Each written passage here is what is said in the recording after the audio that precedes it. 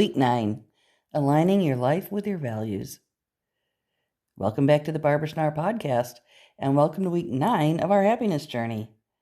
I'm Schnarr, and I'm glad you're here. Every week we come together to grow and glow, learning to live more fully, more consciously, as we glow from the inside out. This is Week 9 of 12 of the Schnarr podcast happiness series. If you're following along in my 12-week happiness book, that's fantastic.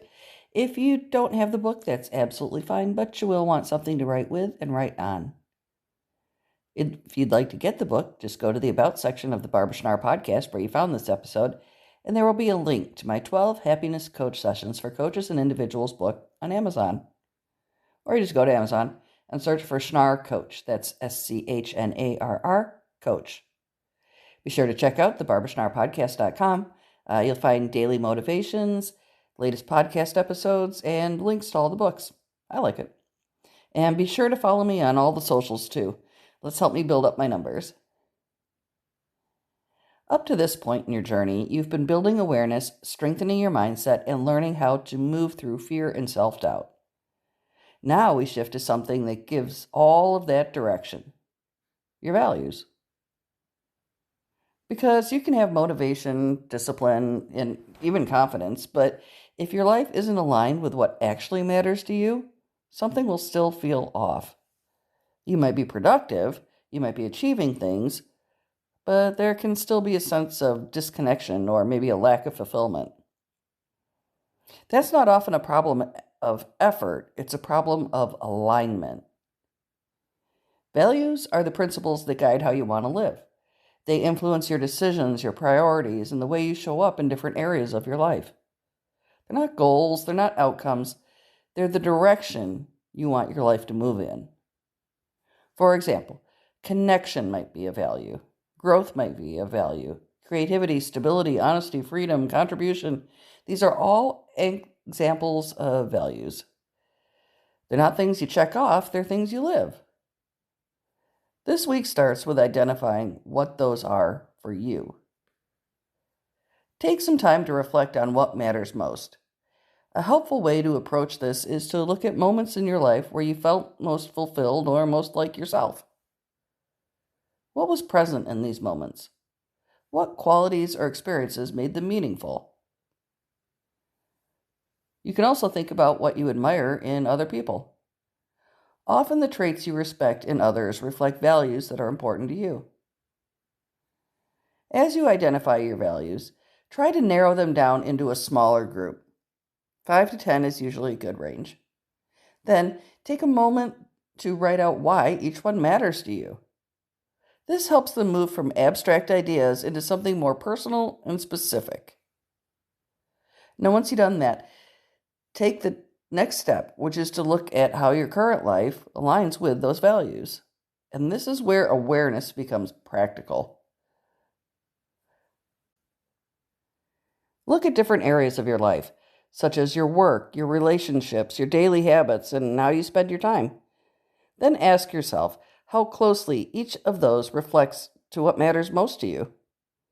For example, if connection is one of your values, are you regularly making time for meaningful relationships? If health is important, are your daily habits supporting that? If growth matters to you, are you creating opportunities to learn and develop? You don't need to judge what you find. The goal is simply to see it clearly. You can even rate each area on a scale from 1 to 10, based on how aligned it feels. This gives you a simple way to identify where things feel strong and where there may be a gap. And that gap is important because that's where change can happen. If you notice that a certain area of your life feels out of alignment, the next step is not to fix everything at once. It's to choose one area and take small, specific action.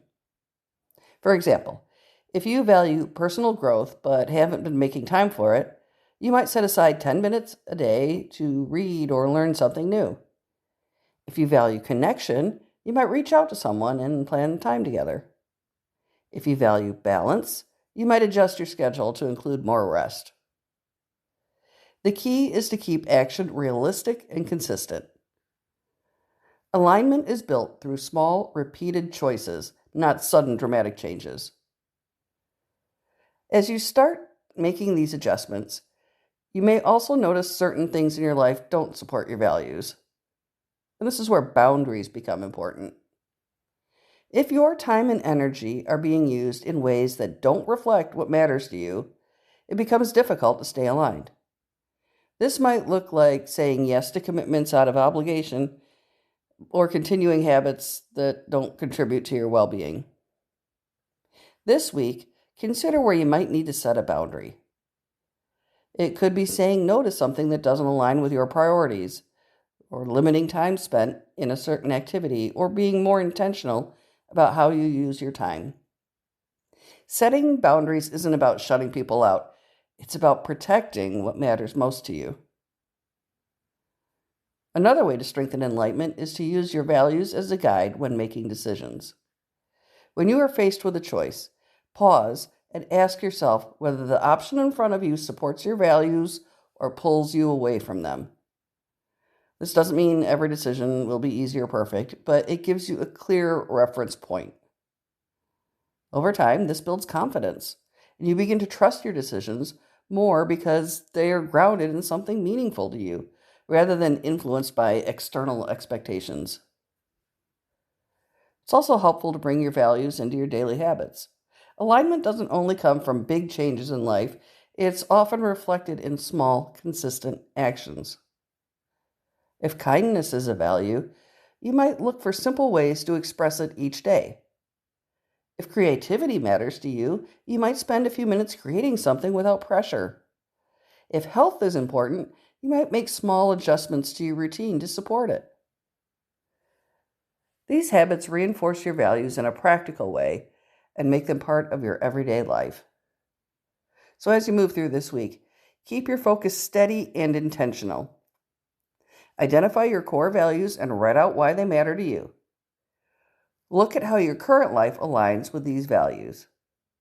Choose one area where you can make a small adjustment. Set a boundary that protects what matters to you most. Use your values to guide your decisions and introduce one daily habit that reflects a value you want to prioritize. And then at the end of the week, take time to reflect. What did you learn about what truly matters to you? Did any areas of your life feel more aligned? Did making values-based choices change how you felt about your decisions?